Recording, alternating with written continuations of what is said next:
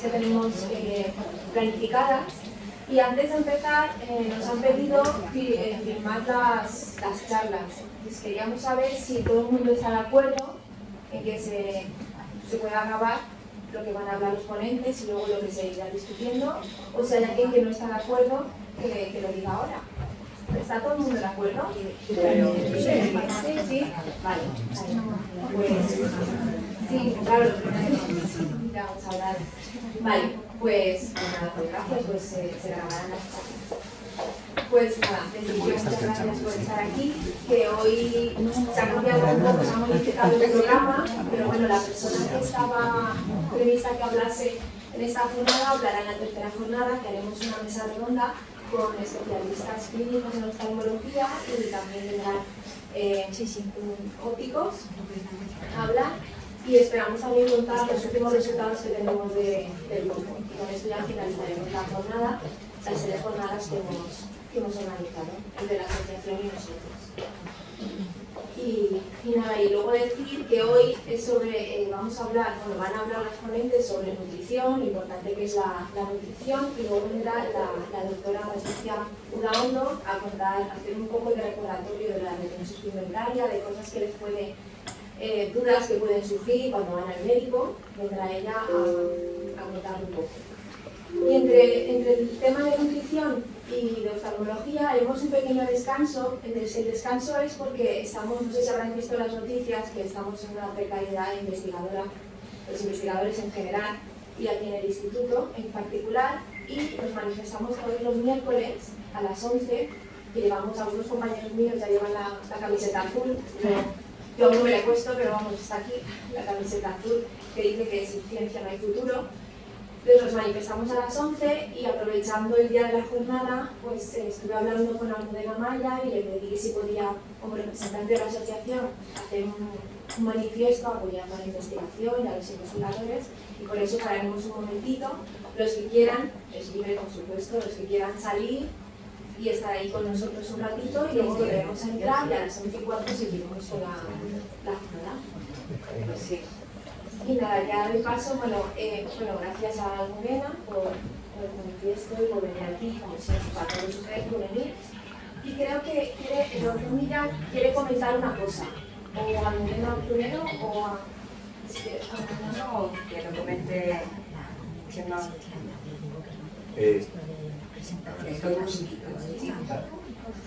Ahora. Hola. No, yo solamente comentar una cosa, ¿vale? Y ya luego me voy al público. Una de las reivindicaciones de la asociación de retinosis era la existencia de un registro, ¿no? Los registros son muy importantes porque es la manera de que las autoridades sanitarias sepan cuántos pacientes hay, la carga que esto supone desde el punto de vista sanitario, desde el punto de vista económico, etcétera, etcétera. Es muy importante hacer un registro. Entonces, la Asociación de Retinosis estuvo el año pasado hablando con Salud Pública, aquí en la Comunidad Valenciana, para ver si existía la posibilidad de crear ese registro. Bueno, pues desde Salud Pública fueron a hablar con el Ministerio de Sanidad, y el anuncio es que el Ministerio de Sanidad ha aprobado la creación del registro de distrofias de la retina para la Comunidad Valenciana. Yo creo que es un triunfo que se tiene que agradecer, pues, a Almudena y a la asociación entera, ¿vale? Creo que es un paso muy importante. Y ya está, era eso lo que quería decir. Vale, pues, ¿qué tal? Buenos días. Yo estoy encantada con la noticia que acaba de trasladar el doctor Millán. Esto es un poco venir a demostrar que nuestra labor no es inútil, que aunque sea callada y silenciosa y larga, en muchas ocasiones podemos ir llegando a la meta, como ha dicho el doctor Millán, la doctora Rodrigo también, sabe lo importante que es que los profesionales sepan de nuestra existencia porque nunca se sabe, ¿no?, en el tema de las terapias y todo, y una vez que nos conozcan, pues será más fácil la aplicación de esos tratamientos que todos deseamos que existan. Bueno, pues felicidades a todos. Luego, por otro lado, un poco más de lo que ha dicho la doctora Rodrigo.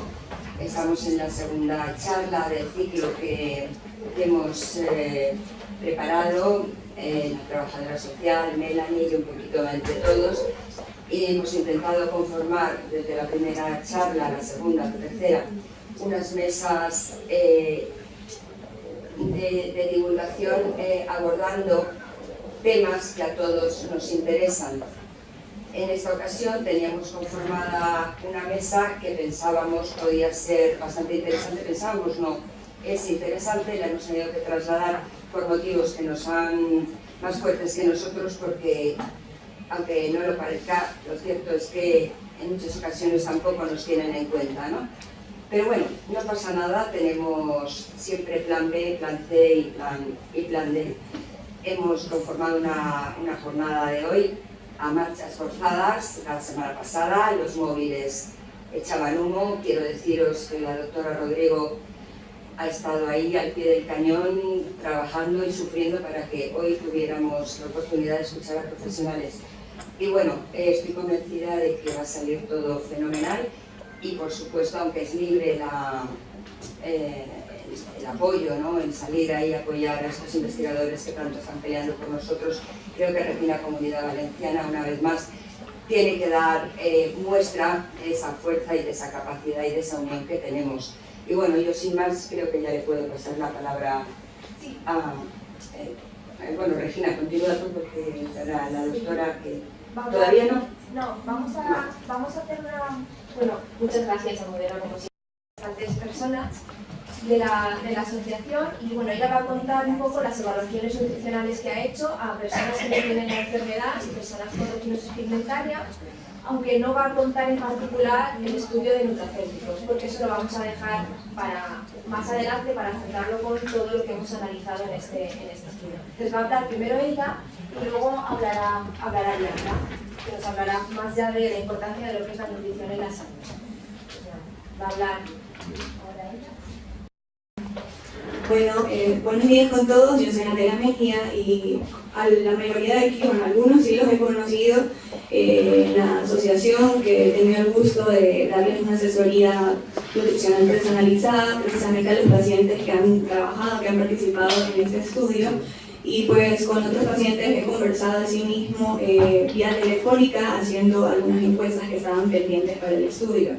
Pero para los que no me conocen, igual yo soy nutricionista, soy cursando un máster en nutrición personalizada y comunitaria en la Universidad de Valencia, pues he venido también a trabajar aquí con Regina y específicamente en el proyecto que tiene de la terapia nutricional con nutracéuticos, con nutracéuticos. Y pues, para empezar, vamos a hablar un poquito o brevemente lo que es el estudio de investigación que está manejando. Quiero hacer aquí también un hincapié, un paréntesis para dar un agradecimiento a Regina, a la doctora Regina, a todo el equipo que conforma también el grupo de investigación, al doctor Millán, a Lorena Olivares, y bueno, es que son muchos nombres los que participan también parte de la asociación, y específicamente también a los pacientes que han participado, que han hecho posible este estudio que se pueda realizar. Ellos están trabajando en diferentes estudios de investigación y esa es una línea de lo que es terapia antioxidante que trabajan con nutracéuticos. Hay otros estudios que también están realizando y pues la verdad, yo quiero hablarles desde mi punto de vista personal que yo no tenía muchos conocimientos de esta patología, lo que es retinosis pigmentaria, y precisamente el día de mañana se va a celebrar también lo que es el Día de Enfermedades Raras, el 28 de febrero. Y como les digo, en mi experiencia yo no había trabajado antes con pacientes así, realmente yo ni siquiera sabía que había mucha relación en cuanto a la nutrición, a la importancia de la nutrición en esta patología, porque por lo general uno siempre trabaja con pacientes con diabetes, con otro tipo de enfermedades que son más conocidas, de diabetes, hipertensión arterial, problemas cardiovasculares, entre otros. Y trabajando aquí con Regina, pues me he dado cuenta y me ha llamado mucho la atención que existe otro tipo también de enfermedades y que la nutrición está muy relacionada también con ellos. ¿Por qué motivo? Porque en este caso, dentro de esta terapia antioxidante han trabajado con nutracéuticos y básicamente el estudio implica la participación de 25 pacientes en el cual han dividido por 2 grupos. A un grupo se le ha dado un tipo de nutracéutico que es como un cóctel de antioxidantes que han preparado aquí en el hospital, y a otro grupo le dieron un placebo, que es una sustancia inerte que no va a tener ningún efecto farmacológico en ellos. Y pues bueno, este proyecto, este estudio se lo realizó durante un periodo de 2 años. Ellos tuvieron que tomar este medicamento todos los días durante 2 años. Y dentro de ese estudio se hizo una evaluación nutricional, la cual abarca, dentro de la anamnesis que se les realizaba, incluye unas herramientas que son recordatorio de 24 horas, el recordatorio de 24 horas, que es una de las herramientas, y también el consumo de frecuencia de alimentos, que nos va a ayudar a reconocer los hábitos alimentarios que presentan esos pacientes. Asimismo, en este proyecto, en este estudio, se les indicaba, se les hacía unas preguntas, unos cuestionarios para conocer los antecedentes patológicos personales, porque eso también es muy importante, saber si tienen alguna otra patología, sea asociada o no a la enfermedad de retinosis. Asimismo, tenemos que saber si estaban tomando algún tratamiento farmacológico o multivitamínico para saber si eso iba a influir así mismo en el estudio. Y los hábitos alimentarios que son, los hábitos de salud que son muy importantes, como actividad física, consumo de agua, tabaco, alcohol, que también van a influir bastante en lo que es la alimentación. Dentro de ese estudio también se realizaron exámenes de laboratorio, exámenes oftalmológicos, exámenes de sangre, la analítica completa, y lo que es también un examen de humor acuoso, si no me equivoco. Y este tipo de exámenes o análisis o encuestas se iban realizando periódicamente en 3 tiempos. En el tiempo 0, que es antes de que inicien el tratamiento del fármaco; en el tiempo 1, que era al año o a los 12 meses de haber iniciado el tratamiento; y por último se le hizo también en el tiempo 2, que era después de los 2 años de haber terminado, al haber terminado el tratamiento. Pero todavía faltaría un último análisis, un último examen oftalmológico que se va a realizar a los 12 meses posterior al tratamiento que realizaron. Eso todavía está por realizarse. Y básicamente lo que quería explicarles, o lo que queríamos, lo que yo quería llegar a ustedes es con el análisis o la importancia de la dieta que están manejando esos pacientes. Para este análisis he utilizado un programa que se llama Programa Dial, en el cual me permitía a mí saber, más o menos la calidad y la cantidad, hacer como un conteo de calorías, saber si la dieta estaba con las cantidades suficientes de los requerimientos tanto de macronutrientes, carbohidratos, proteínas, grasas, que luego mi compañera Bianca va a explicar, a explicar un poquito mejor en cuanto a este grupo de nutrientes, así mismo de los micronutrientes, vitaminas y minerales.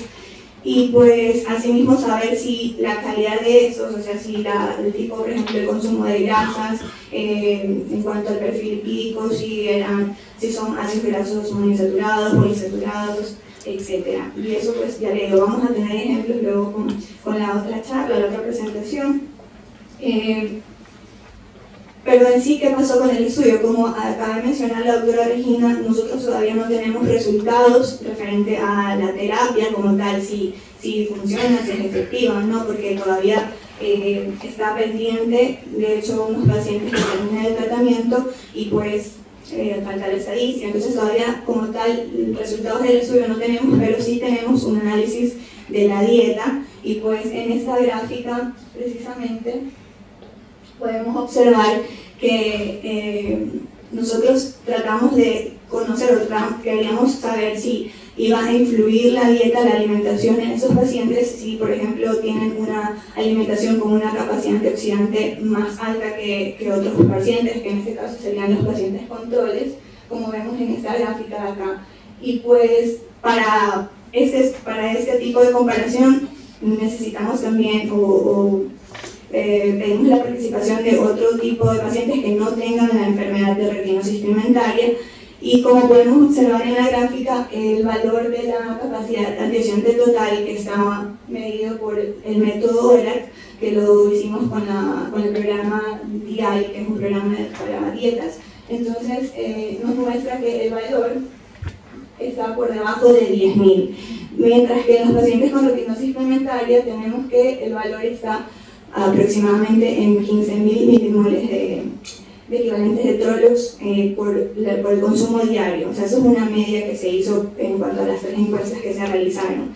Y como vemos al lado en el ejemplo, en el cuadro, este ejemplo lo hemos obtenido de una publicación de la capacidad antioxidante de la dieta española, y pues nos muestra aquí que hay un menú ejemplo en el cual hay un consumo de, una dieta normal, o se puede decir prácticamente normal, en el cual hay una ingesta de alimentos que tienen una capacidad antioxidante alta.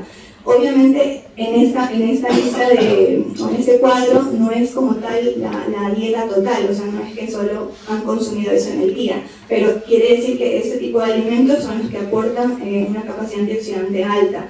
Y como resultado podemos ver aquí que hay un valor de 19.401,50 milimoles, se puede decir de la cantidad ORAC, que es la capacidad antioxidante total, y ese valor en esta publicación nos indican que hay referencias que aseguran que este es un valor muy similar dentro de lo que dentro de lo que es la recomendación que debe existir de este tipo de capacidad antioxidante de la dieta. Entonces vemos que igual los pacientes con retinosis pigmentaria sí tienen una mayor ingesta de alimentos con capacidad antioxidante total en la dieta, en base a ese tipo de comparación que hemos realizado.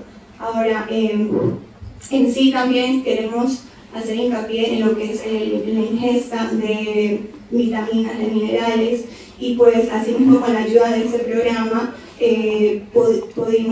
hemos podido hacer un análisis también de lo que es la ingesta de vitaminas, minerales, que en este caso he subrayado se puede decir los que son más importantes para el estudio, porque este tipo de vitaminas y minerales tienen un poder antioxidante elevado.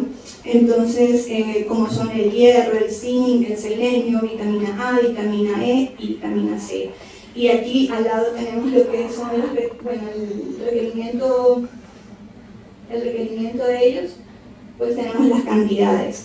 Luego igual vamos a hacer un poquito más hincapié en lo que es, en dónde vamos a encontrar ese tipo de vitaminas y minerales.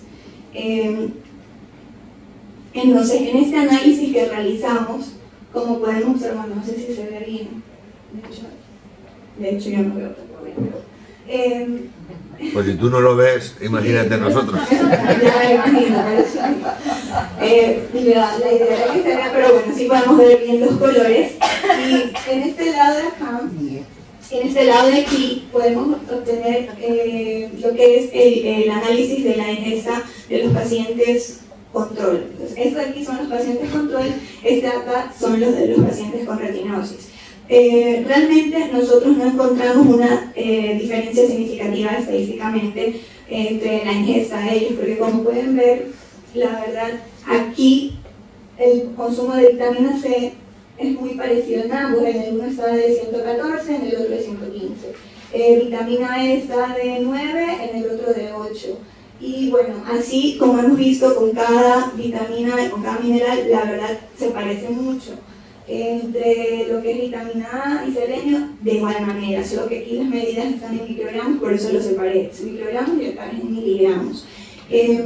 Pero sí que hubo una diferencia en cuanto a lo que es el requerimiento, o sea, a la ingesta requerida o recomendada, que por ejemplo, como vemos, y aquí vemos que sobre todo vimos con vitamina con vitamina A, que es de 1000 microgramos, y de zinc, que es 15 miligramos. Entonces, si vemos acá en la gráfica, sí que hay un déficit un poco de, por ejemplo, el zinc está con un valor de 7 aquí y otro de 8, cuando el requerimiento sugerido sería de 15 miligramos. Entonces, en ambos casos, quiere decir que no están cubriendo con el requerimiento diario. Asimismo, de vitamina A era de 1000, ¿verdad? 1000 microgramos, y en este caso, bueno, en ambos casos están en alrededor de 600 o 700 microgramos. Entonces, no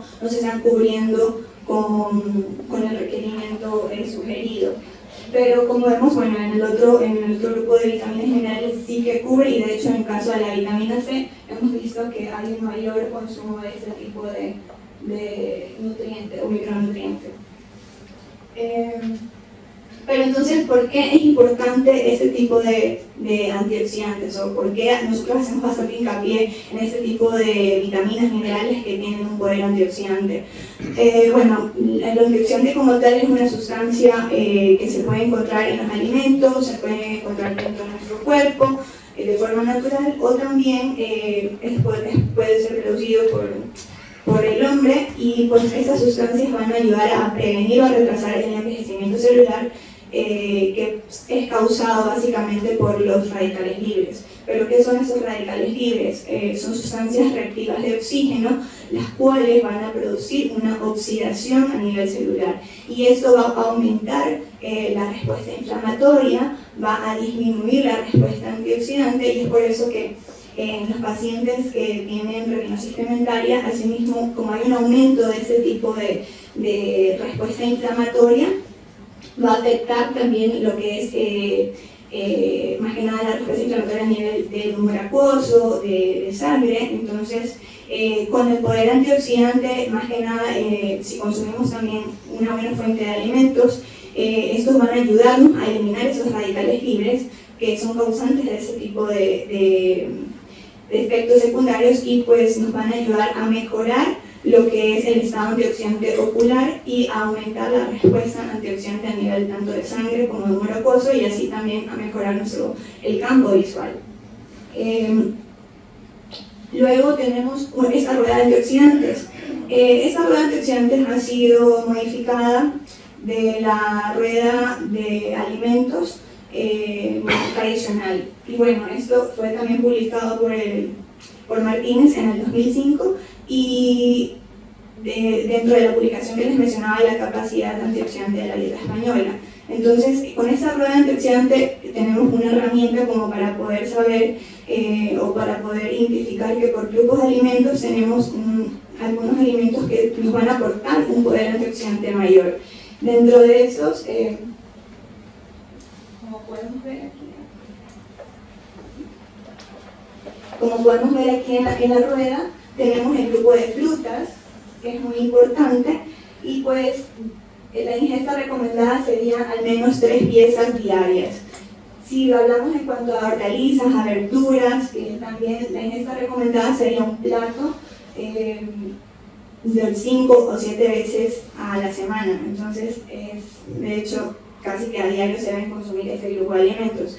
Igual en la presentación que va a hablar mi compañera, ella básicamente también nos va a explicar lo que es cómo se puede cubrir una alimentación variada, equilibrada, que tiene que tener un buen aporte de macronutrientes, de micronutrientes, y dentro de estos los 7 grupos que deben incluirse diariamente. Entonces, es básicamente hacer hincapié en que este tipo de alimentos, de hecho aquí como vemos también sale en lo que es el cacao, que hago un hincapié sobre todo en el consumo de este alimento, pero ojo, que no sea hay que saber siempre reconocer qué tipo de alimento vamos a consumir, que sea lo más puro posible, que no sea procesado o ultraprocesado, que tenga un alto porcentaje de cacao en este caso, porque como ven tienen un poder antioxidante también elevado, entonces mientras más puro este tipo de alimento es mucho mejor. Y pues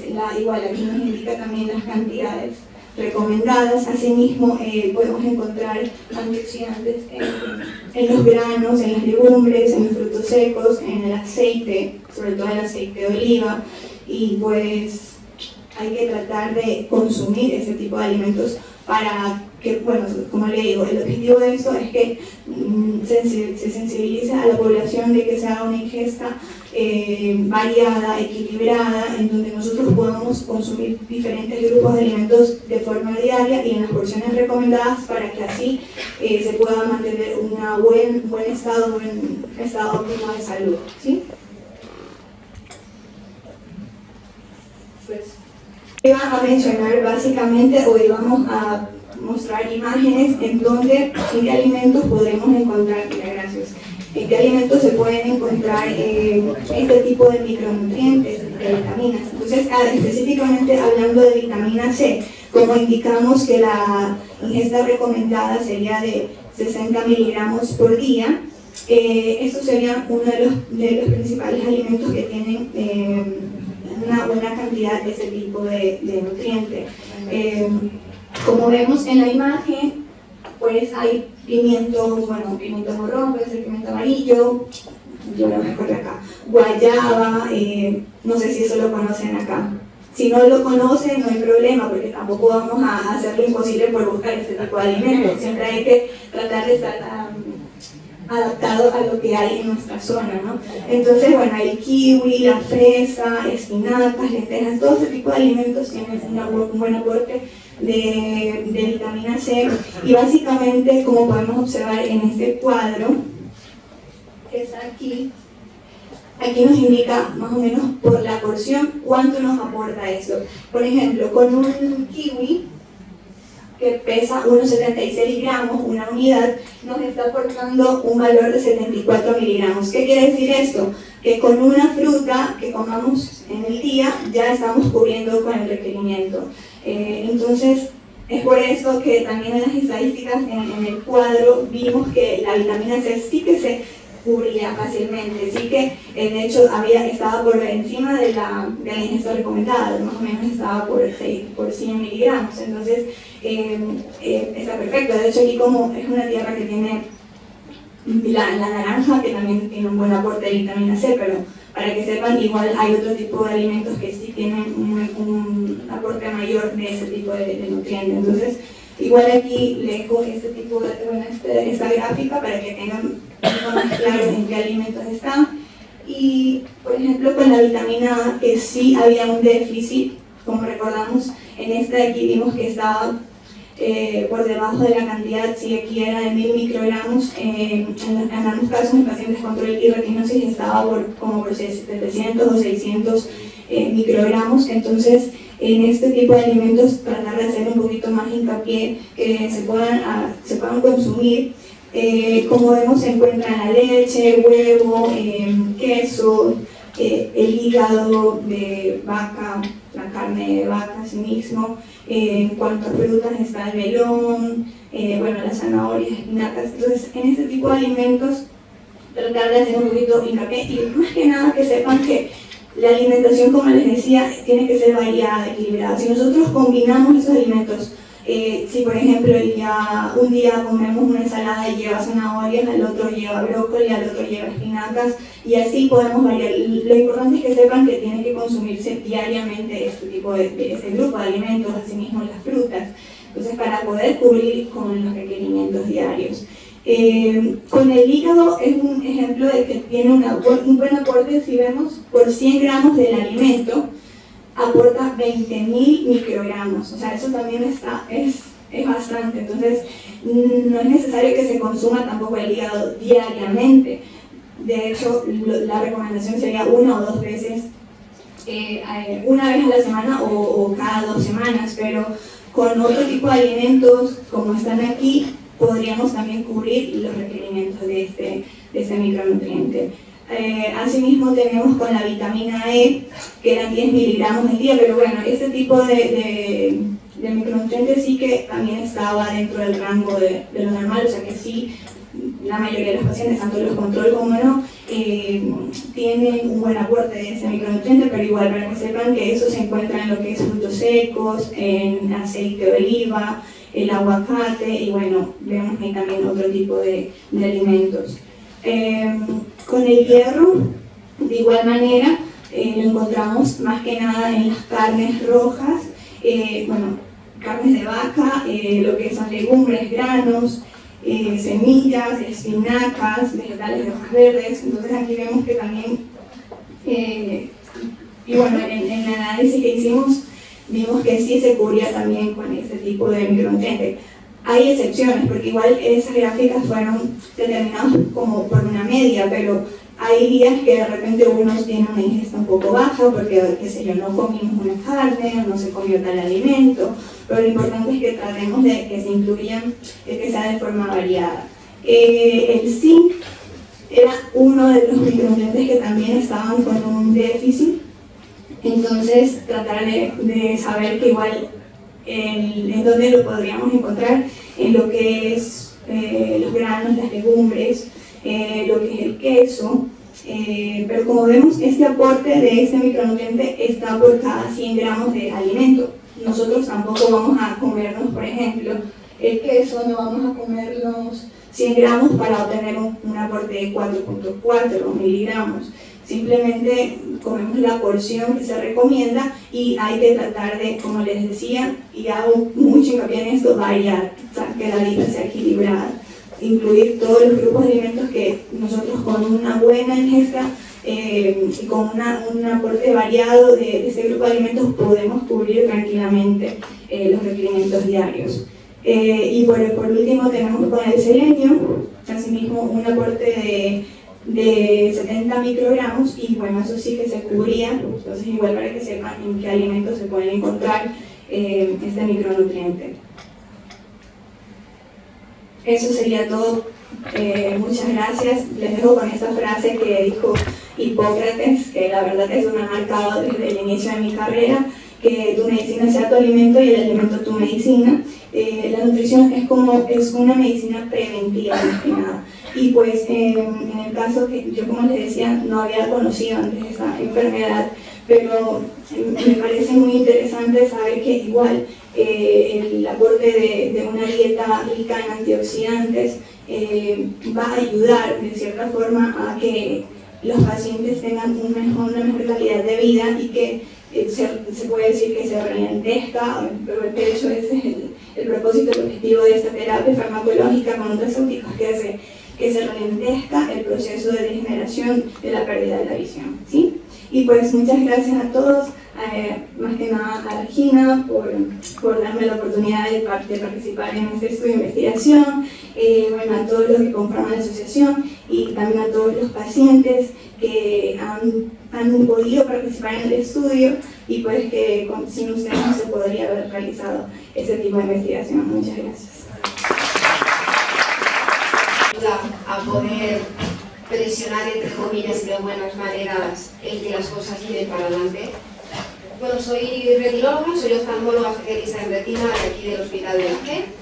Y bueno, quizá la parte que más os puede interesar la toquemos muy al final, pero a veces es bueno dar un pasito para atrás para dar un pasito para adelante y entender hacia dónde va los tratamientos de la retinosis pigmentaria y las revisiones cuando nos hacemos venir a consulta, el porqué de cada una de las pruebas y las posibles complicaciones también, entre comillas, que pueden aparecer y qué tratamiento tenemos para ellas actualmente.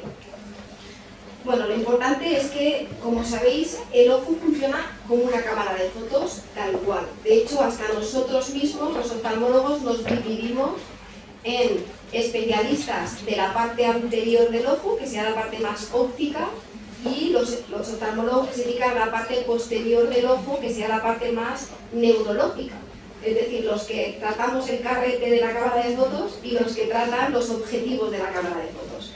Es muy importante que todo funcione para captar una buena imagen. Entonces, como veis, aunque las distrofias retinianas, como el nombre indica, es una afectación de la parte más neurológica, es muy importante que el resto de partes del ojo funcionen para minimizar las anomalías visuales y mejorar todo lo que podamos la calidad visual. Por lo tanto, como os comentaba, dentro de las partes del ojo tenemos la córnea, la parte más delantera del ojo, que es donde la gente se pone encima de las lentes de contacto. Luego tenemos la lente intraocular, que es la catarata que se nos forma normalmente con la edad, y en medio tenemos la pupila, que es el diafragma. Se nos abre y no se nos cierra según la luz. Esas lentes enfocan la imagen en la retina, que es la que se encarga de captar la imagen. A ver si consigo.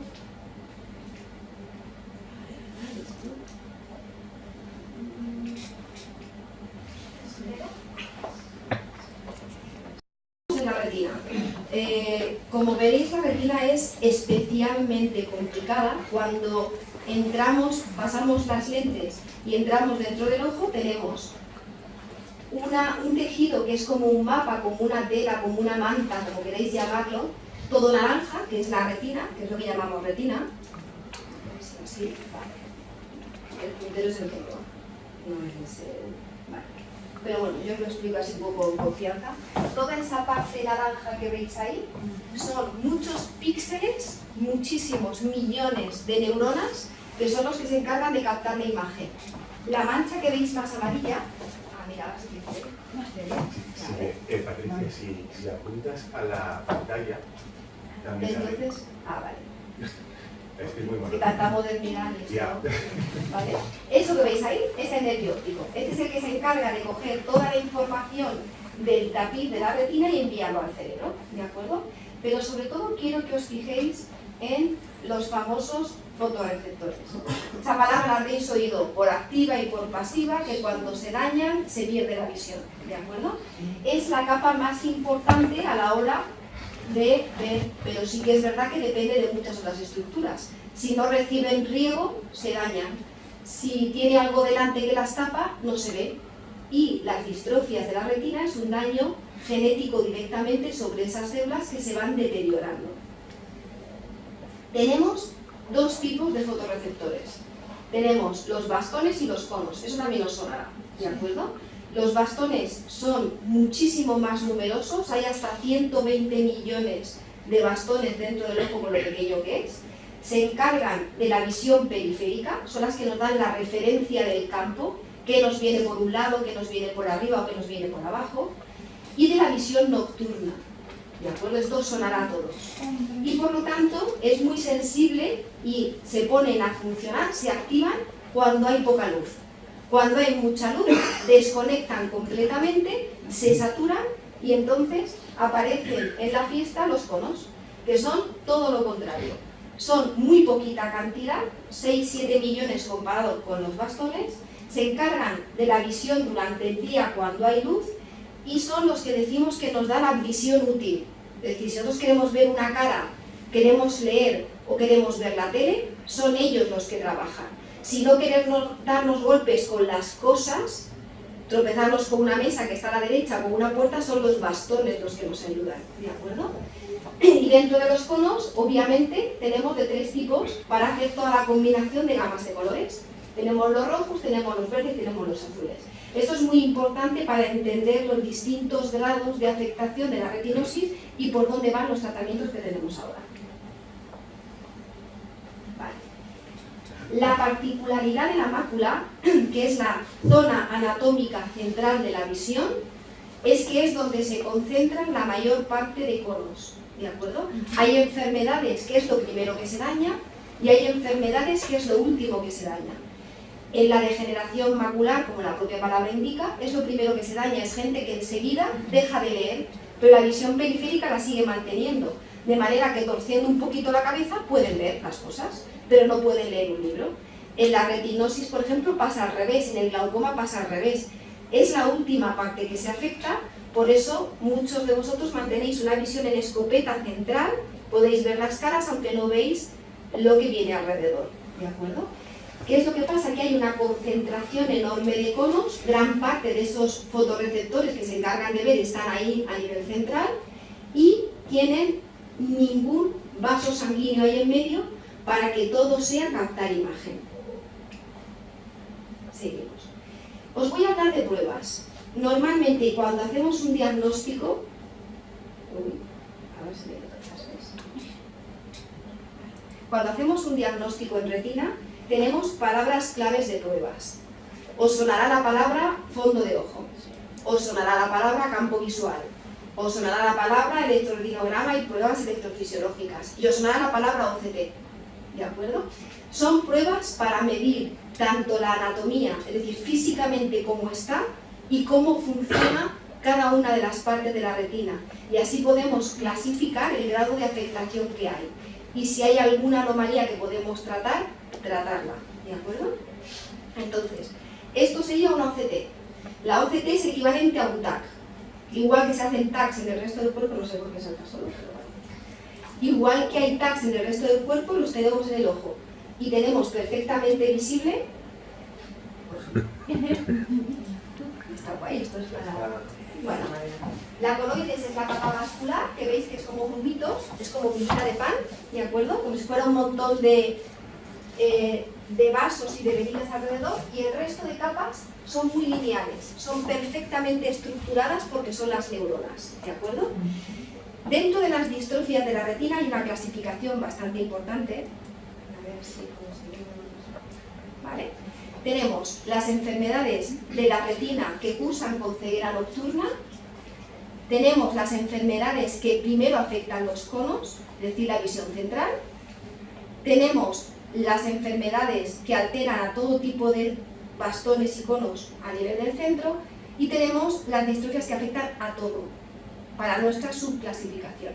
Vosotros estaríais dentro de las enfermedades que cursan con ceguera nocturna y ceguera periférica de primeras, pero según va evolucionando y va afectando el daño, se desencadena una reacción en cadena, nunca mejor dicho, que acaba afectando todo, no solo los bastones, sino los vasos, los conos y toda la retina. Por eso hay gente que tiene mayor grado de pérdida de visión que otros. La retinosis pigmentaria, el gran problema que tenemos es que no es una enfermedad como la degeneración macular, la catarata, la diabetes, que sabemos perfectamente por dónde atajar. El problema es que realmente es un grupo de enfermedades. Se calcula que hay unos 3 millones de afectos en el mundo, y como mis compañeros de aquí saben, hay un montón de variabilidades y de mutaciones. Por lo tanto, aunque hay 4 patrones de herencia, luego hay múltiples variaciones, que es lo que nos está facilitando por un lado y complicando por otro tratamiento.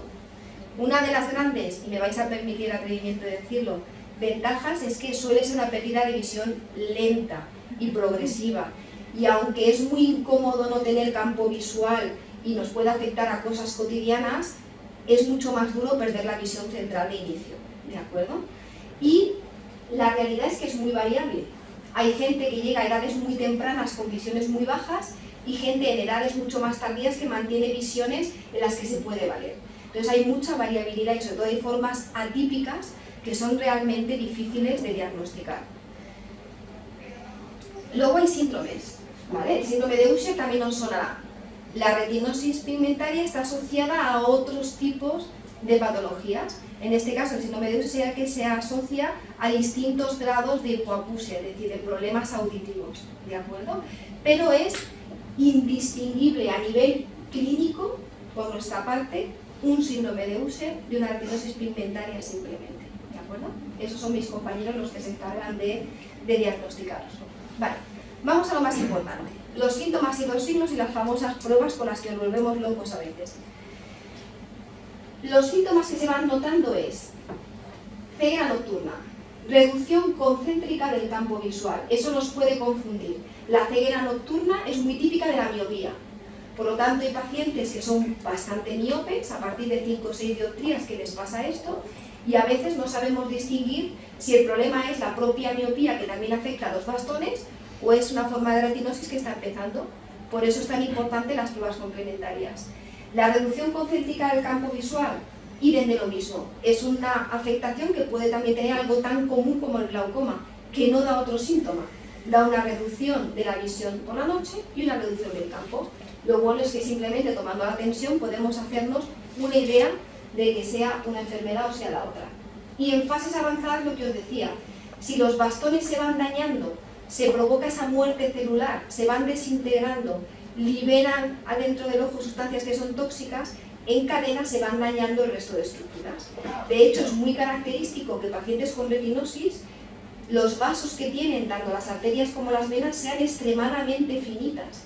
Por lo tanto, si ya nos quedan pocas células y además reciben poca sangre, parece que es el hambre y las ganas de comer, se va perjudicando una cosa en la otra. De hecho, uno de los trabajos que hicimos con el doctor Millán y con Regina fue que no sabíamos si el daño vascular era la consecuencia o la causa de que esto empeorara, ¿de acuerdo? Entonces,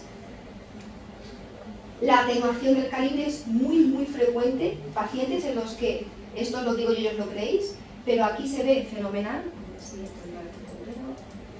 Aquí estoy, ¿vale? Veis que hay ahí un vaso que se ve fenomenal, una vena, pero debería de verse esa vena por el resto del ojo, sin embargo veis cosas blancas. Son vasos que se quedan sin riego de ningún tipo. Por lo tanto, es un problema vascular bastante importante asociado. Las espículas óseas, es lo famoso que siempre buscamos en el fondo del ojo, que nos da un poco la pista de que estamos en la retinosis, que son esas manchitas negras que veis en el fondo del ojo, que veis en esa...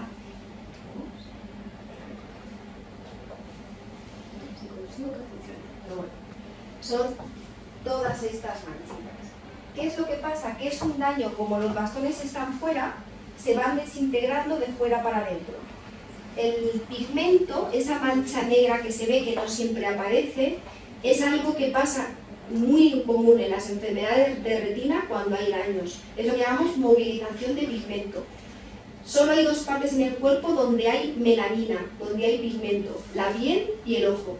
Igual que en la piel pueden aparecer lunares de más porque tomamos mucho el sol, que es como un signo de ten cuidado que me está dando mucho sol.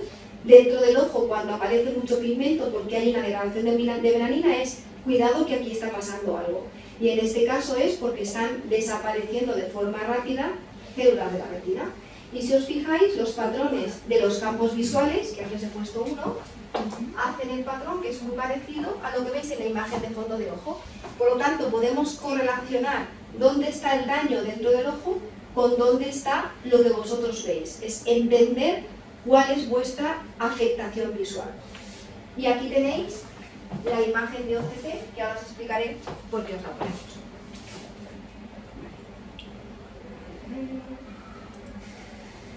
Las pruebas electrofisiológicas. Esto realmente es mucho más importante al principio que al final. El famoso electroretinograma es muy importante cuando hay casos de duda. Como os estaba diciendo antes, los grandes miopes, distrofias que están empezando y no sabemos muy bien qué apellido ponerle. ¿Por qué? Porque es bastante común, es una prueba que se encarga de medir cómo funciona cada neurona del ojo. Y tenemos distintas pruebas de funcionalidad, de manera que tenemos un electroretinograma que actúa o que mide la visión nocturna, es ideal. Si solo se altera eso, nos está dando una pista muy importante hacia qué tipo de patología hay. Si se nos altera cuando hay mucha luz, ya no será un problema de los bastones, será un problema de los conos. Sin embargo, las pruebas que afectan al nervio óptico están perfectas, la zona macular está perfecta, por lo tanto son pruebas que son muy útiles en diagnósticos iniciales y al cabo de determinado tiempo por ver cuánta función neuronal nos queda.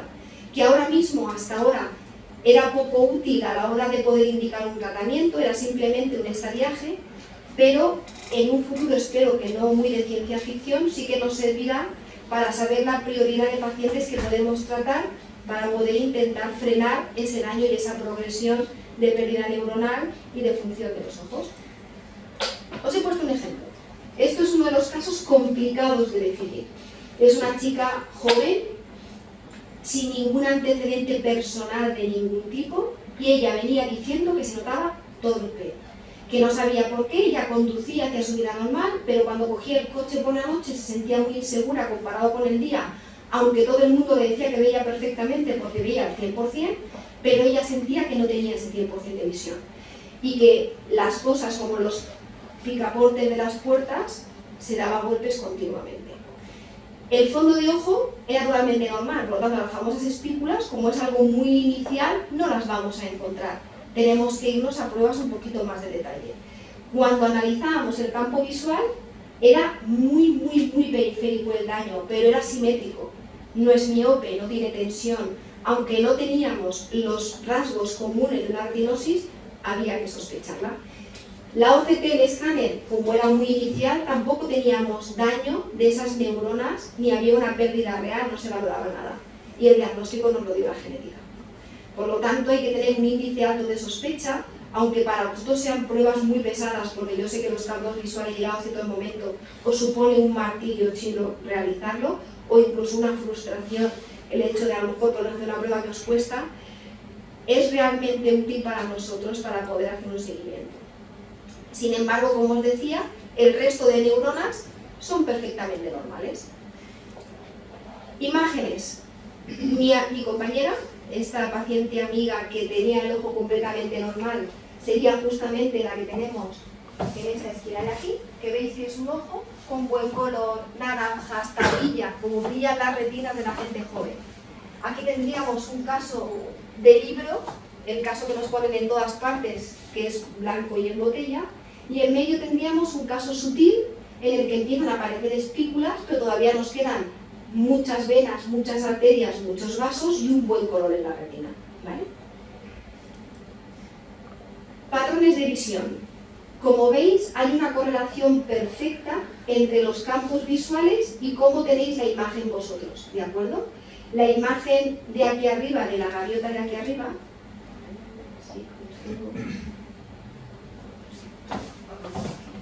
esta imagen en la que aún parece que la imagen es totalmente normal, puede pasar desapercibida, serían campos visuales que hasta se podrían considerar que están mal hechos, que no hay ningún hallazgo, incluso informarlos como normales.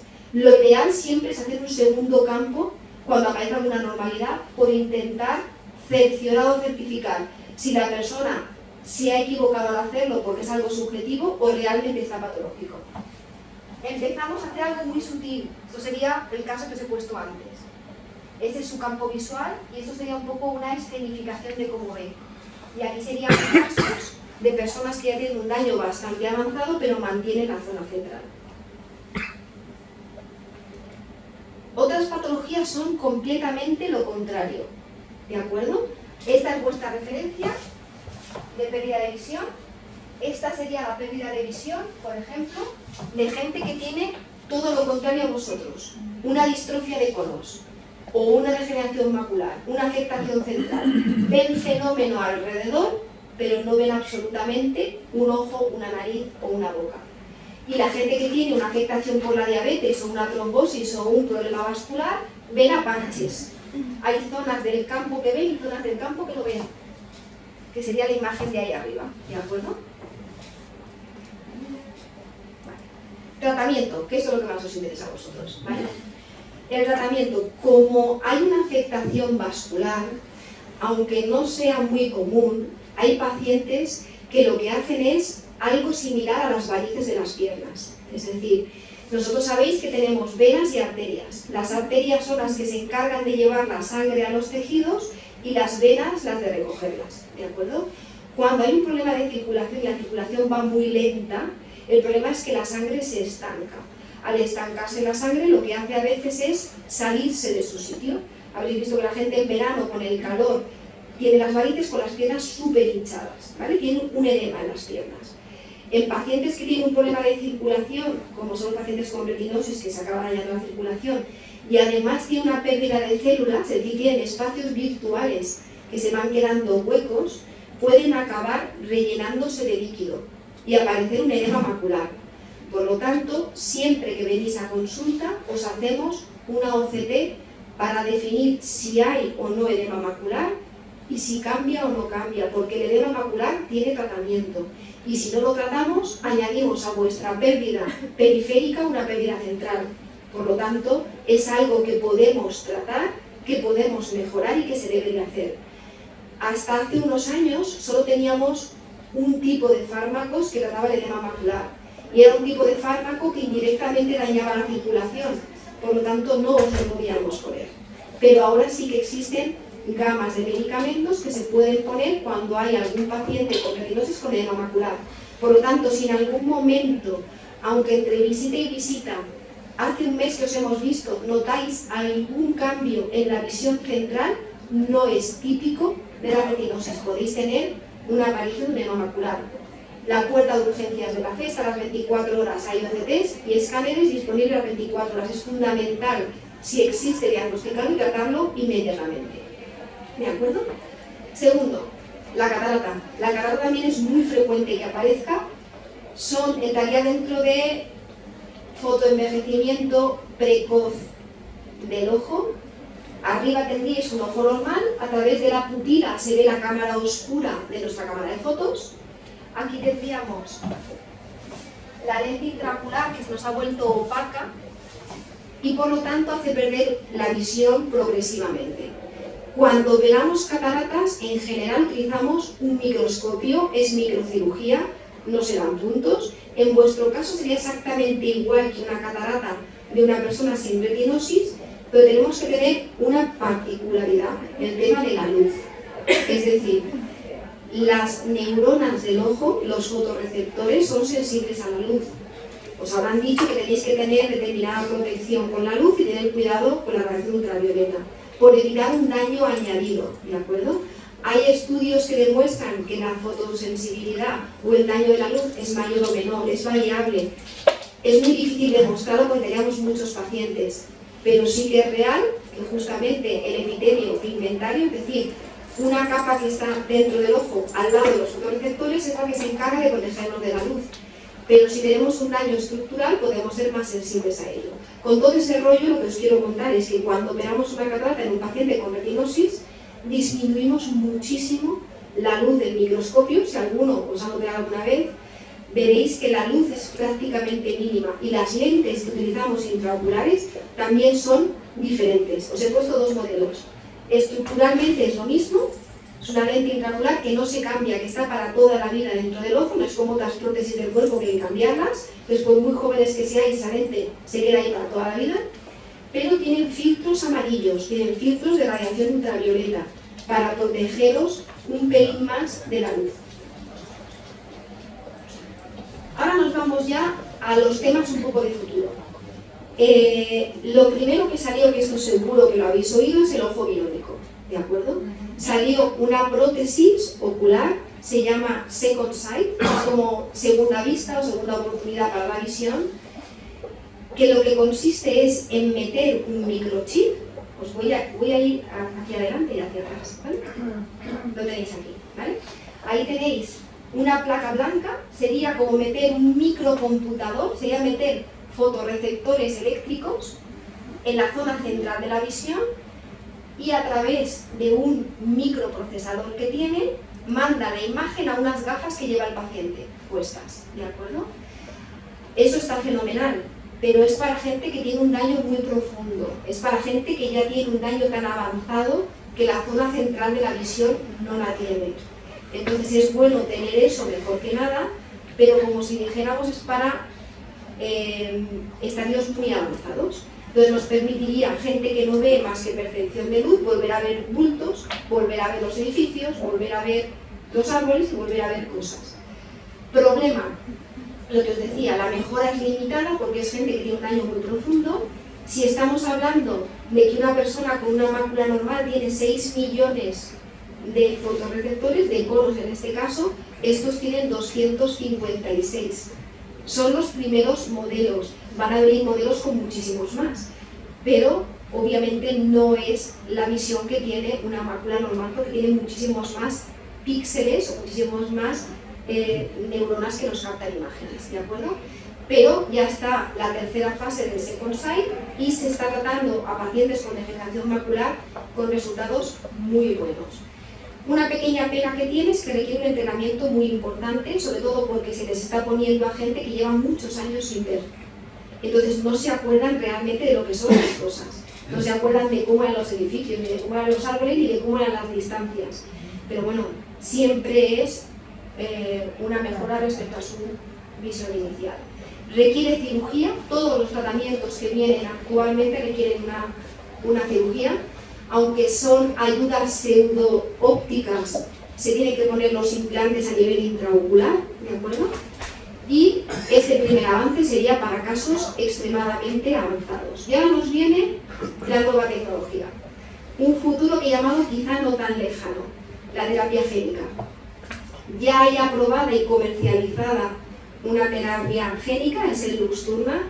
No voy a entrar en precios, ni en distribuciones, ni en nada, porque no es lo que nos interesa, pero sí que es el primer paso para pacientes que estaban ciegos empezar a volver a ver. El problema que tenemos es que cada terapia génica lo que hace es cambiar un gen, como la propia palabra dice. Por lo tanto, para cada mutación de cada enfermedad sería una terapia génica diferente. Entonces, habrá algunas que serán muy fácil, entre comillas, de abordar y otras que llevarán mucho tiempo. Y como os hemos dicho al principio, como hay una gran variabilidad de mutaciones y de variabilidades, para cada subtipo sería un tratamiento diferente, ¿de acuerdo? Por ejemplo, pacientes en estudio, por ejemplo, en Vascon Palmer con alguna mutación directamente en retinosis, o sea que es algo que está ya empezando a tocarse y a verse en pacientes en estudio. Importante, mientras todo esto se convierte en una realidad accesible a todo el mundo, nuestro trabajo es trabajar en consenso, intentar tener a todos los pacientes preparados, clasificados, estudiados, para que en cuanto vaya llegando algo podamos tenerlo todo preparado y no tenernos que esperar ir por delante de las cosas. Y además la información ahora mismo nos llega a todas partes y hay una comunicación muy activa entre la gente que hace investigación básica y los que hacemos una investigación más clínica o un reto más clínico. Y por otro lado, para un poco más adornar el círculo, están saliendo fármacos en fase bastante avanzada que son neuroprotectores. Por lo tanto, no nos irían a resolver el problema de base, como es una terapia génica que va directamente a arreglar vuestro problema, pero sí que nos ayudan a enlentecer la pérdida neuronal. Por ejemplo, tenemos en fase 3 la brimonidina, que sería tanto para pérdidas de nervio óptico como para pérdidas neuronales, degeneraciones maculares, o sea, problemas inespecíficos de pérdidas neuronales en general. Serían unos implantes que se pondrían con inyecciones locales, como hacemos el tratamiento de retina en muchas enfermedades, cada 3 meses. ¿De acuerdo? Entonces, si conseguimos frenar que no se pierda más visión, si conseguimos regenerar partes que estén dañadas, poquito a poco, no será la panacea, pero estamos mucho más avanzados de lo que estábamos hace poquitos años. Y el resto de cosas ya os han hablado, aunque parezca una tontería, el tema de los antioxidantes, de la protección lumínica, son cosas que cuanto menos daño adicional tengamos, mejor. Y lo que os he comentado, tema catarata, tema edema macular, aunque no tenga nada que ver con la enfermedad de base, un edema prolongado, una catarata avanzada que nos cueste más de operar, nos puede añadir una secuela que luego nos venga más de cara en un futuro ya solo con la enfermedad de base. Como conclusiones, lo que os decía, importante intentar tener el estudio genético de los pacientes por ver cuáles son las mutaciones que tenemos, para estar preparados a medida que van llegando cosas. Diagnóstico precoz por nuestra parte, para no confundir sobre todo en las formas lentas, progresivas, que se puedan confundir con otras cosas, porque clínicamente son los que más interesan frenar, sobre todo para tratamientos neuroprotectores que están viniendo, ya no solo para las terapias génicas, y intentar colaborar para no ser un estorbo, por eso estábamos manifestando fuera, no intentar ser un estorbo e intentar ayudar a que la nueva área de tratamientos llegue cuanto antes y sea accesible a todos vosotros lo antes posible. Y en principio esto era todo lo que os quería comentar. Gracias.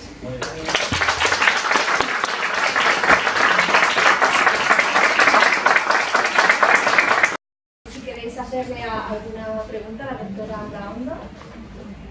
Sí, quería comentar una cosita. Tú has dicho de que se podía ir a la FE para que me hagan el estudio y todo esto. ¿Cómo hace uno para ir a la FE y tener un estudio del equipo suyo? Lo bueno ahora mismo es que hay muchos hospitales en Valencia ciudad Sí. que trabajan con retinosis pigmentaria de forma, como si llamamos unidad de referencia. Uno es la FE, Manises también tiene un hospital de referencia muy bueno de retinosis pigmentaria, el Hospital General también, y todos están en colaboración con los temas genéticos. Por lo tanto, en principio, lo que hay que hacer, lo primero, la burocracia es un desastre. Sí. Pero bueno, lo que sí que es importante es, a través de médico de cabecera, saber cuál es tu hospital de referencia, informar en oftalmólogo, aunque sea un trámite tonto, ir al oftalmólogo de allí general, comentar el problema y ya ellos directamente van a derivar a unidades de referencia para hacer el estudio. O sea que eso es fácil, pero tienes que tener un oftalmólogo de referencia que te oriente para irte a las unidades, porque entre nosotros hablamos, nos conocemos entre todos y son estudios que están protocolizados. Todo el mundo hace las mismas pruebas siempre y cuando se traten enfermedades hereditarias en esos servicios, son servicios muy pequeños, ¿no? ¿Y qué sería un examen genético? Por ejemplo, de Melanie, que está aquí, puede solicitar esa información para ir a acudir a un oftalmólogo. No, sí, eso ya está, era para saber lo de la Y luego, respecto a los análisis genéticos, mejor que conteste el doctor Millán, que es especialista, es genetista. El estudio genético consiste en,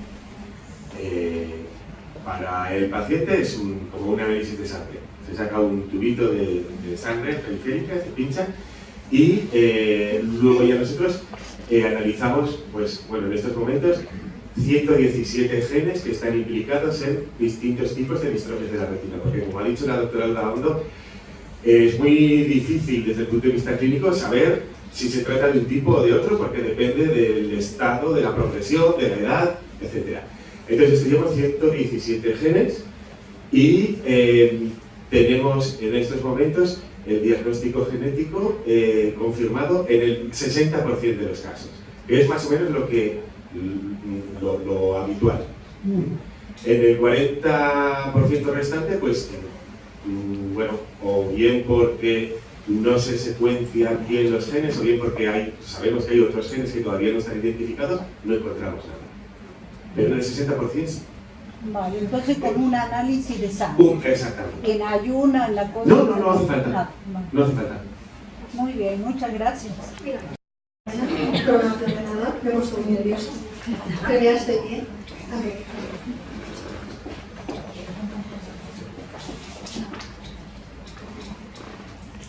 Pues mientras tanto, yo soy Bianca, soy dietista nutricionista del Hospital General de Valencia. Vale. Y además soy estudiante del doctorado de nutrición.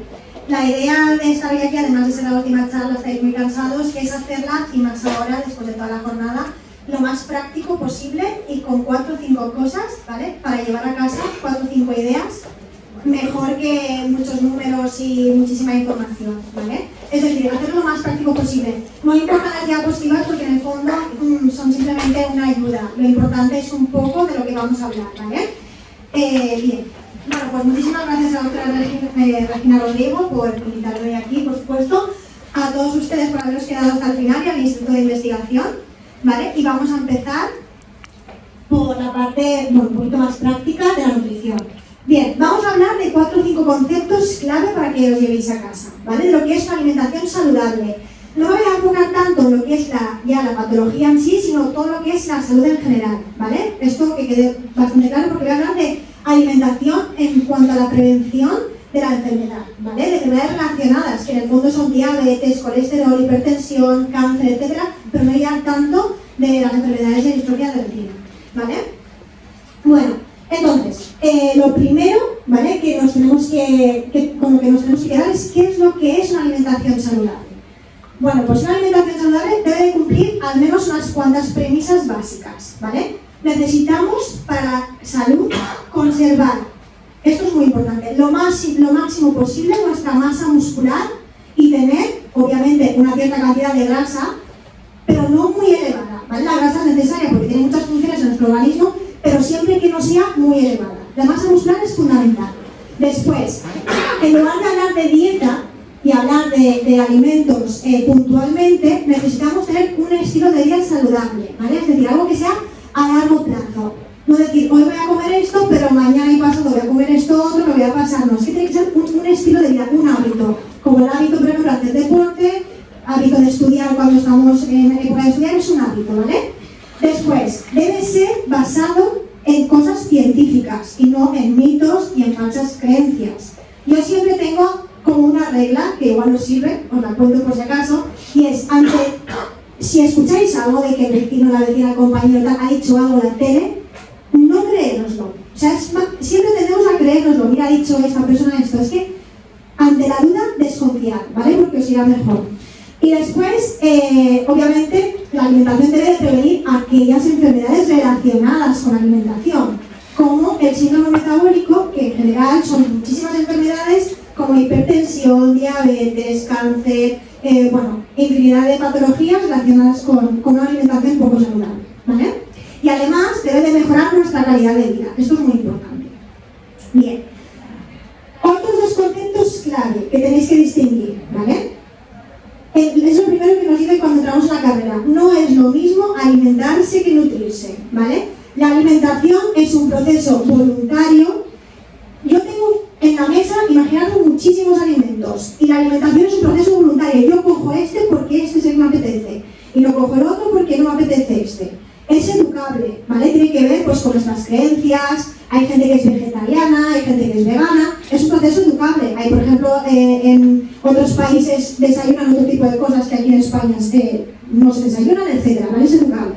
Y además, bueno, pues es un proceso voluntario, como hemos dicho. Sin embargo, la nutrición es un proceso involuntario. Es como respirar. O sea, yo no puedo decirle a mi cuerpo, ahora coge esta vitamina y metabolízala, ¿vale? Con esto lo que quiero llegar es que, por ejemplo, una manzana me va a alimentar y me va a nutrir, pero, por ejemplo, una hamburguesa me va a alimentar, pero quizá no me nutra tanto como me gustaría, ¿vale? Es simplemente para que veáis la diferencia, que no son sinónimos, que nos pensamos que si cogemos cualquier cosa y lo metemos en la boca nos va a alimentar porque nos quita el hambre, pero nos va a nutrir. Y hay veces que no nos nutren, ¿vale? Esto es muy importante. Siguiente. Absolutamente todos los alimentos, todos, en mayor o menor medida, tienen unos nutrientes principales, ¿vale? Que son, básicamente, hidratos de carbono, proteínas, grasas, que son los macronutrientes, por así decirlo, que están en mayor cantidad, están en gramos por 100 gramos de producto, están en mayor cantidad. Después tienen agua, en mayor o menor medida, y luego unas sustancias que son los micronutrientes, que son las vitaminas y los minerales.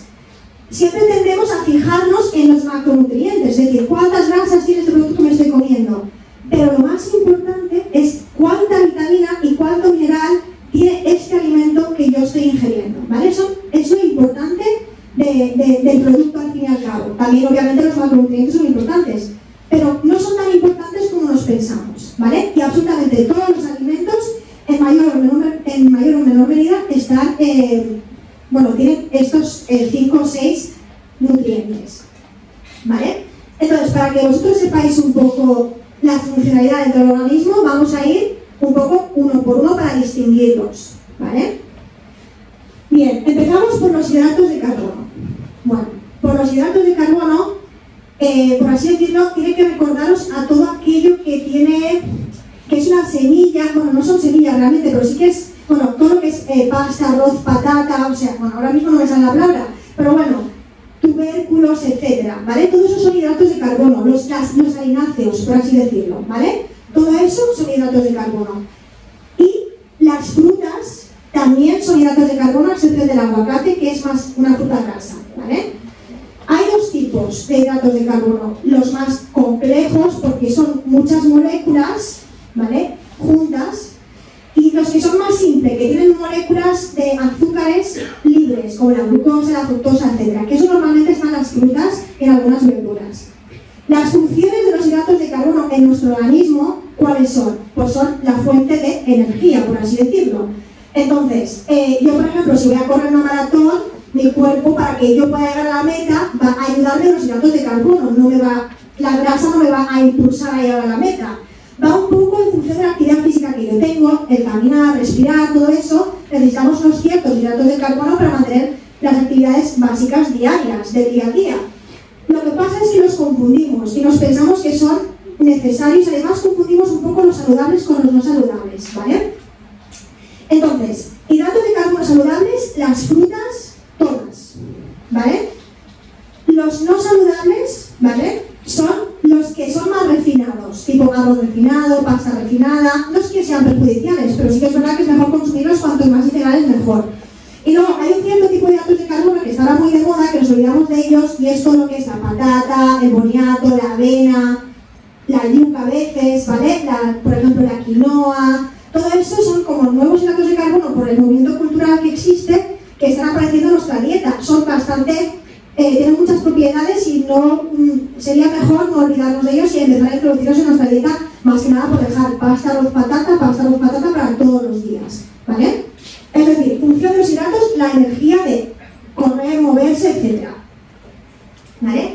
Después vamos con las proteínas. Bueno, las proteínas son fundamentales porque nosotros como seres vivos tenemos que tener masa muscular, ¿vale? Entonces son como nuestras estructuras, como por ejemplo si tenemos una casa, pues son los ladrillos, porque si no seríamos todo grasa. Entonces, en una composición corporal, cuanto más masa muscular, mejor, ¿vale? Y el sustrato, es decir, lo que me va a ayudar a mí a que se forme esa proteína, o sea, esa masa muscular es la proteína, y si además yo ejercito el músculo con actividad física, aumenta mi masa muscular, ¿vale? Las funciones de las proteínas son varias. Bueno, lo que he dicho, son estructurales o plásticas, de transporte, porque hay muchísimas proteínas que sirven en transporte de diferentes nutrientes, de reserva, por ejemplo, la ferritina, etcétera, en nuestro organismo, son reguladoras, hay hormonas, ¿vale? Que también se forman a partir de las proteínas, defensivas. Cuando tenemos una patología, una cicatriz, etcétera, el cuerpo tira de la proteína para cicatrizar esa herida, no tira de la grasa nunca, de los hidratos de carbono, porque cuanto más masa muscular, mejor. También los linfocitos, nuestras células, para las defensas, vienen a través de las proteínas, ¿vale? Y también enzimáticos, son para digerir determinados alimentos, etcétera. Hay dos tipos de proteínas, ¿vale? Están las proteínas de origen animal y las proteínas de origen vegetal, ¿vale? Proteínas es, al final, comer lo que viene siendo carnes, pescados, huevos, que son las de origen animal, derivados, lácteos, etcétera. Bueno, los huevos también son derivados de proteínas de origen animal. Y luego están las de origen vegetal, que los vegetarianos no tienen déficit de proteínas si se alimentan bien, ¿vale? Entonces, lo ideal sería consumir, sobre todo, porque nos pasamos mucho de proteínas de origen animal, también empezar a consumir proteínas de origen vegetal en nuestra dieta, que están en las legumbres fundamentalmente y en los frutos secos, ¿vale? Simplemente esto de las proteínas. Después vamos a pasar a las grasas. Bueno, pues la función de las grasas en nuestro organismo es el de almacén de energía. En caso de que yo, por ejemplo, tenga una situación de ayuno de muchos días en los que yo no pueda comer nada, que yo tenga una reserva de energía por si acaso me pasa algo, y eso viene de las grasas. Después de la termorregulación, de frío-calor, etcétera, sí que también si tenemos grasas mejor. Además, interviene porque la grasa no es que tengamos que comer cero o tener la mínima posible, sino que hay ciertos valores de grasa que sí que son saludables, ¿vale? Porque también tiene que ver con determinadas hormonas, ¿vale? Protección frente también a unas situaciones clínicas de nuestra vida, también funciones estructurales, etc. Entonces, lo ideal sería elegir el tipo de grasa saludable, ¿vale? Porque ahora entraré un poquito más de detalle en cuanto a esto.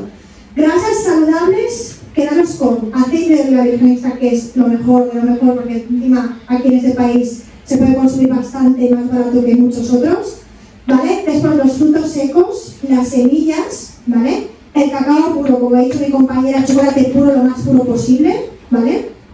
Y los frutos secos, las semillas, cacao y el aguacate, ¿vale? Que es una fruta grasa. Estas son las saludables. No voy a entrar en detalle obviamente por tiempo, pero sí que es verdad que las grasas hay muchos tipos. Están monoinsaturadas, poliinsaturadas, saturadas y las trans. Las perjudiciales para nuestra salud son las últimas dos, ¿vale? Incluso no tanto ya, porque la ciencia también cambia muchísimo y lo que antes era muy malo ahora resulta que no es tan malo. Las trans sí que son las industriales, la que la industria las ha creado porque la naturaleza no están al fin y al cabo, ¿vale? Esas son las perjudiciales. Y luego las otras, en función, las saturadas digo, en función del alimento que lo contenga, porque el huevo tiene grasa saturada, pero también tiene proteína, y no es esa misma grasa saturada la que nos va a hacer elevar nuestro colesterol si tenemos una vida basada en alimentos de origen vegetal también, hacemos ejercicio, sino que son las que están en la industria alimentaria y comemos en mucha cantidad, ¿vale? Las añadidas a un alimento, por así decirlo. Esto es muy importante porque algunas de las grasas mono y poliinsaturadas, obviamente las mono y las poliinsaturadas, son antioxidantes también, ¿vale? Luego, por último, están las vitaminas y los minerales, que las vitaminas y los minerales es eso que nunca miramos, pero en lugar de preguntarnos cuántas kilocalorías me aporta este alimento, debería de preguntarme cuántas vitaminas y minerales me aporta esta manzana, que aporta muchas, esta hamburguesa, esta rosquilleta, ¿vale? Porque al final las vitaminas y los minerales son antioxidantes, que hemos hablado muchísimo en el tema de hoy, que son estas, las que son antioxidantes y algunas grasas, ¿vale? Las mono y las poliinsaturadas. Además, tiene una función reguladora, protectora. Hay miles de tipos de vitaminas y minerales, antioxidantes, algunas son para el pelo, necesitamos una, para las uñas otra, para la piel otras, etcétera, ¿vale? Y bueno, simplemente deciros que si queréis saber dónde están, van a estar en las frutas y en las verduras, sobre todo en mayoría, ¿vale? Entonces, frutas y verduras siempre en cantidad mínimo 5 al día, en total, ¿vale? Y después en algunos aceites también están, en algunas especies también están, en frutos secos también están, ¿vale? Pero bueno, frutas y verduras tienen muchísima cantidad de antioxidantes. Y después está la fibra, que bueno, no voy a entrar en mucho detalle, pero la fibra no estamos solos porque tenemos los microorganismos por todas partes y en el intestino tenemos muchos microorganismos que hay de dos tipos, los que nos ayudan con nuestra salud y los que nos perjudican nuestra salud. Ellos tienen que comer algo, al igual que nosotros, pues se van a alimentar de la fibra, ¿vale?, que les vamos a dar. Entonces, fibra para que regule el tránsito intestinal, también para la prevención de determinadas enfermedades como diabetes, colesterol, etc. Y bueno, también ofrecen obviamente poder saciante, porque al ingerir alimentos en fibra tenemos menos sensación de hambre después. Y también están en todos los alimentos de origen vegetal, ¿vale? En alimentos de origen animal, fibra no hay, pero sí en todos los alimentos de origen vegetal. Bien, bueno, pues un montón de diapositivas para lo bueno y una sola para lo malo, pero es que al final lo que abunda siempre es lo malo en nuestra dieta, ¿vale? Que son los alimentos perjudiciales. No voy a entrar en detalle, que sabéis todos cuáles son. Los fritos, los rebozados industriales, los azucarados en exceso, las salsas, el alcohol, el tabaco, ¿vale? El alcohol, el vino, la cerveza de todos los días porque tiene alcohol. Y hemos hablado de alimentos antioxidantes. Pues el alcohol es todo lo contrario, ¿vale? Entonces, un consejo que si tomáis la cerveza todos los días, que es mejor que sea cerveza sin alcohol, ¿vale? Si tenéis ese hábito. Obviamente, si es un día puntual no pasa nada, pero si es de todos los días, al final, poquito a poquito, va sumando el vaso. Bueno, salsas, etcétera, alimentos ultraprocesados, que ahora os explicaré lo que es. Bien, ahora voy a hablar, estoy terminando ya, de dos conceptos muy nuevos en nutrición. De este siglo, por así decirlo, que es la sarcopenia. La sarcopenia es una cosa que antes existía, pero en mucha menos medida, por el ritmo de vida que llevamos ahora. Y es esa pérdida de masa muscular de nuestro organismo, ¿vale? ¿Por qué? Porque no consumimos alimentos saludables tanto como deberíamos. Está ya la industria con los alimentos muy ultraprocesados, consumimos más alimentos ultraprocesados y además no nos movemos tanto, porque ahora hay extensores, ahora estamos en despachos sentados todos los días, no hacemos ejercicio físico y antes, nuestros antepasados, no nos vamos a engañar, se movían muchísimo más que nosotros ahora. Entonces, de ahí viene una palabra, un término nuevo que se llama la sarcopenia, y es la pérdida de masa muscular del organismo. Es decir, yo aunque penséis que estoy en un normopeso, quizás sea todo de grasa y tenga muy poca masa muscular, entonces tengo menos fuerza a levantar las cosas, siempre estoy sentada, los músculos se me han atrofiado, por así decirlo, porque no los gasto, etc. Y eso es muy importante porque está relacionada con muchas enfermedades, ¿vale? Con muchísimas enfermedades. En pacientes oncológicos estamos viendo que la masa muscular es fundamental en pacientes con neumonías, ingresos hospitalarios, etc., ¿vale? Porque una pérdida de masa muscular tiene muchísimas consecuencias para nuestra salud y para nuestro organismo.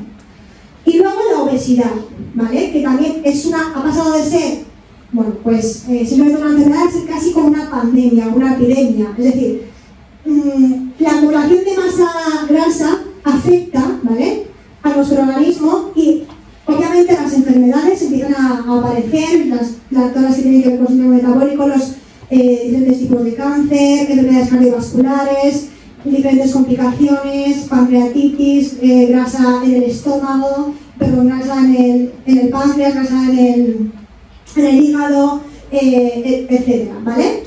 Y lo peor de todo es tener una mezcla de ambas, es decir, obesidad sarcopénica, ¿vale? Es decir, tener mucha masa grasa y muy poquita masa muscular, porque eso sí que está relacionado, ¿vale?, con las mayores complicaciones desde el punto de vista de la nutrición. No sé si lo veis aquí, pero bueno, esto, por así decirlo, es un corte de nuestro organismo de TAC, ¿vale?, a nivel del ombligo más o menos, y al final es un paciente que es todo grasa, ¿vale? Tenemos, o sea, por la tripa un corte de TAC donde vamos a ver todo grasa. Esto de aquí, lo azul, es grasa subcutánea. Esto es grasa visceral, lo amarillo.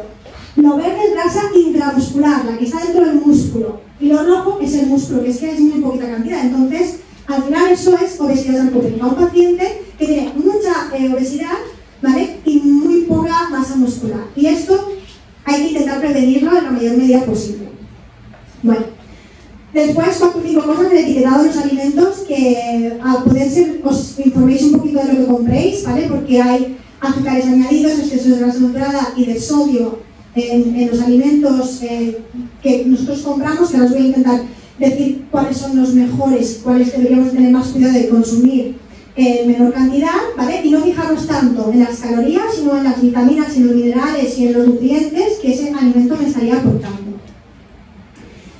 ¿Por qué? Porque hay 3 tipos de alimentos, por así decirlo, ¿vale? Están los alimentos no procesados, los que nos podemos encontrar en la naturaleza, ¿vale?, sin necesidad de que hayan sufrido alguna manipulación. Todas las frutas, las verduras, las legumbres, todo lo que podemos recolectar, por así decirlo, y comprarlo en un mercado tradicional. Esos son alimentos no procesados.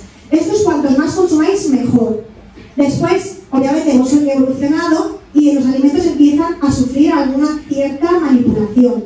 Cuanto menor sea esa manipulación, más sano va a ser ese alimento. Entonces, estos son alimentos mínimamente procesados, a los que se ha introducido algún ingrediente, algunos legumbres que se han puesto por ejemplo, en botes, se ha añadido algún tipo de antioxidante, ¿vale? La lechuga que se ha puesto, por ejemplo, que ya no la recolecto de mi agricultor, sino que la he puesto se ha envasado, se le ha quitado el oxígeno, pero sigue siendo solo lechuga, ¿vale? Entonces, todos estos alimentos mínimamente procesados, estos no importa si los consumís en mayor y en menor medida.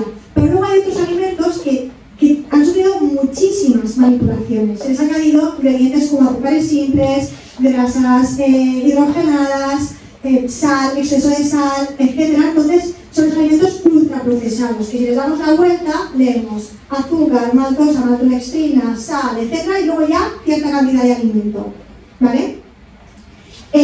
Bueno, 4 o 5 cositas entonces, que es, cuanto más sano y menos ingrediente tenga ese alimento, ¿vale?, seguramente, no todos obviamente, menos me va a perjudicar.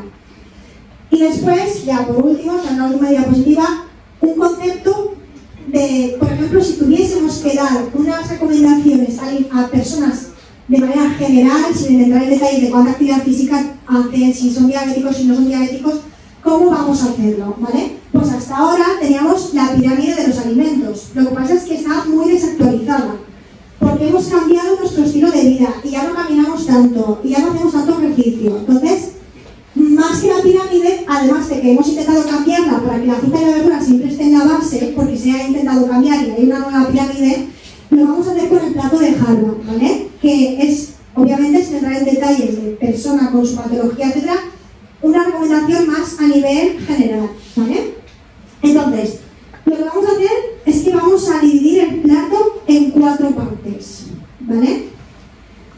La mitad del plato tiene que ser alimentos de origen vegetal, fruta, verdura, fruta y verdura mezclada, ¿vale? Lo que vosotros queráis, pero tiene que ser alimentos de origen vegetal. Después, un cuarto tiene que ser las proteínas, ¿vale? Que tiene que ser la carne, el pescado, luego las legumbres, por ejemplo, ¿vale? Que no hace falta que solo sea carne y pescado. Y después, otro cuarto, ¿vale? Más o menos podrían ser los hidratos de carbono, ¿vale? Los granos, por así decirlo, arroz, pasta, patata, etc. Siempre lo vamos a acompañar de agua y vamos a realizar una actividad física diaria, ¿vale? Os voy a dar un ejemplo. Por ejemplo, una paella. Pues un cuarto va a ser el arroz, otro cuarto va a ser la proteína y luego voy a tener un cuarto del plato de la choqueta, verduras de la paella y luego yo me voy a añadir la ensalada, ¿vale? O por ejemplo, si hago un gazpacho en verano, pues yo me imagino que es como la mitad de mi plato de esa verdura triturada y luego lo voy a poner, por ejemplo, con unos garbanzos, ¿vale? Que voy a utilizar un cuarto del plato y le voy a añadir un pescado, un filete, pues el otro cuarto, ¿vale? ¿Qué es lo que hace la gente? Bueno, pues la gente se llena el plato entero de hidrato de carbono. Me lo he llenado entero de pasta. Luego me he puesto 4 o 5, he abierto un atún en bote y me he puesto 4 o 5 pues cucharaditas de ese atún que me he puesto, que es mi proteína. Y luego pongo una salsa casera en bote, me tomo alguna bebida azucarada y luego me siento en la mesa, para que entendáis la diferencia, ¿vale? Cuanto menos productos de origen vegetal en ese plato, mejor. Y luego los hidratos de carbono, si vamos a hacer actividad física en exceso y nos vamos a... bueno, tenemos una vida más o menos, pues como la mayoría de la gente, y nos vamos a sentar después de comer, es necesario que solo sea un cuarto del plato. Y luego cuanto más saludable, mejor, ¿vale? Y ya está. No sé si tenéis alguna duda. Muchísimas gracias. La verdad es que estoy muy agradecida de estar aquí y simplemente con que os llevéis 4 o 5 cosas a casa es suficiente. No sé si me he explicado muy mal, pero bueno. Muy bien.